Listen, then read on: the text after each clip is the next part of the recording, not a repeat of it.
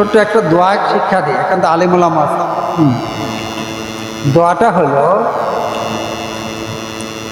হাসবি আল্লাহ লা ইলাহা ইল্লা হুয়া আলাইহি তাওয়াক্কালতু ওয়া হুয়া রাব্বুল আরশিল আযীম।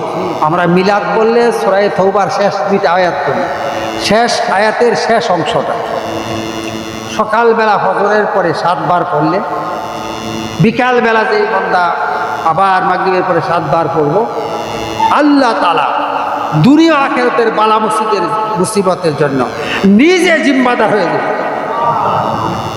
আর ঘর থেকে আমরা যখন বার হইব তখন একটা দোয়া আছে কি না? কি দোয়া? বিসমিল্লাহ তাওয়াক্কালতু আলাল্লাহ লা হাওলা ওয়ালা কুওয়াতা ইল্লা বিল্লাহ।